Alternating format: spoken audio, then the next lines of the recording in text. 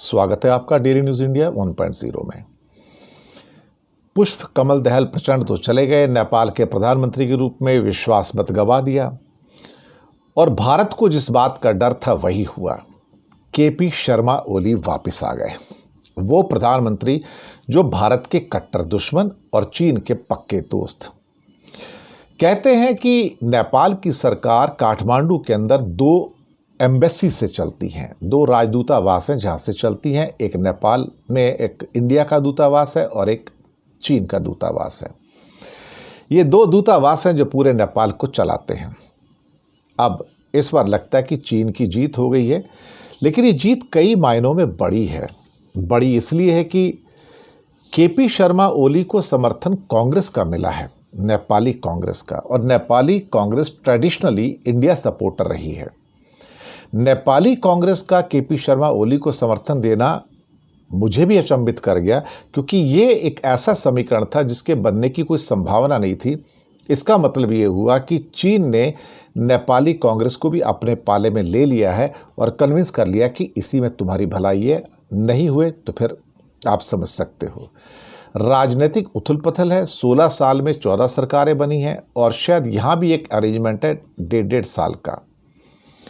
अब 21 जुलाई को रविवार के दिन विश्वास मत आराम से हासिल कर लिया और कहीं ना कहीं 275 की प्रतिनिधि सभा के अंदर जो संसद है, 138 उनको सदस्यों के समर्थन चाहिए थे, 188 मत मिले, ज़रूरत से 50 मत ज़्यादा मिले हैं। केपी शर्मा ओली जो 72 साल की उम्र है और चौथी बार उन्होंने प्रधानमंत्री के पद की शपथ ली है। अब 21 और उनके सदस्य हैं मंत्रिमंडल में। हालांकि 30 दिन के अंदर उनको विश्वास मत हासिल करना था, लेकिन उन्होंने तुरंत हासिल कर दिया। प्रचंड ने जब बहुमत खोया तो कहीं ना कहीं आप समझ सकते हो कि हालात कुछ काबू से बाहर होते हुए नज़र आ रहे थे। राष्ट्रपति वहाँ के रामचंद्र पौडेल हैं, जिन्होंने केपी शर्मा ओली को पिछले हफ्ते सरकार का नेतृत्व करने के लिए प्रधानमंत्री नियुक्त कर दिया था। और कई इसमें छोटी पार्टियां, नेपाली कांग्रेस भी है, और अब पुष्प कमल दहल प्रचंड की उन्होंने जगह ले ली है। अब सवाल ही पैदा होता है कि 2 साल बाद वो शेर बहादुर देउबा को सत्ता सौंपेंगे क्या? 2 साल का शायद ये एग्रीमेंट हुआ उनका, 2 साल वो रहेंगे और 2 साल शेर बहादुर जो देउबा हैं, जो नेपाली कांग्रेस के चीफ हैं, वो आएंगे। लेकिन केपी शर्मा ओली तो हाथ खींचने के लिए फेमस हैं, तो इस बात का कोई भरोसा नहीं कि 2 साल बाद वो शेर बहादुर देउबा को समर्थन दे ही देंगे। और हो सकता है फिर कहेंगे मैं तो किसी को समर्थन नहीं देता, आप चुनाव करवा लो। तो ये चीज़ें हमने अक्सर नेपाल के अंदर होते देखी हैं। अगर ये नहीं होती थी तो 16 साल में 14 सरकारें वहाँ पर नहीं आती थी। अब देखते हैं क्या होता है। लेकिन हाँ, अभी जो उनकी कम्युनिस्ट पार्टी है, नेपाली कम्युनिस्ट पार्टी जो है, वो CPN and UML यानी कि मार्क्सवादी लेनिनवादी जो पार्टी है, वो क्या करती है। अब 2 साल के लिए इनका नेतृत्व होगा और बाकी जो बची हुई अवधि है करीब वो 1.5 साल की होगी। इस पर शेर बहादुर देउबा आएंगे। तो अब देखते हैं कि 78 साल के शेर बहादुर देउबा हैं और 72 साल के ओली हैं।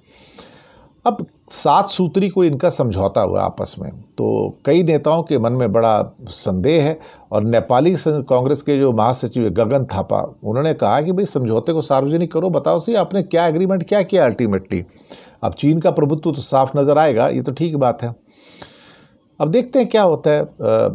सबसे पहले ओली ने एक्चुअली 11 अक्टूबर 2015 से 3 अगस्त 2016 तक, ये समझो मुश्किल से 9-10 महीने थे, प्रधानमंत्री के रूप में काम किया। तब नई दिल्ली के साथ काठमांडू के संबंध बहुत टेंशन वाले थे। उसके बाद फिर वो 5 फरवरी 2018 से 13 मई 2021 तक, ये पीरियड लंबा था, प्रधानमंत्री रहे। उसके बाद फिर एक बार और 13 मई 2021 से लेकर 13 जुलाई 2021 तक फिर रहे और अब ये चौथी बार बने हैं प्रधानमंत्री। भारत के लिए तो परेशानियां हैं, अब क्या किया जा सकता है। भारत के लिए इनको निपटना इतना आसान नहीं है, काफ़ी हार्ड कोर हैं ये, और इतनी जल्दी किसी भी चीज़ को कन्विंस नहीं होते, और इंडिया के मामले में तो बिल्कुल भी नहीं होते। शुक्रिया आपका।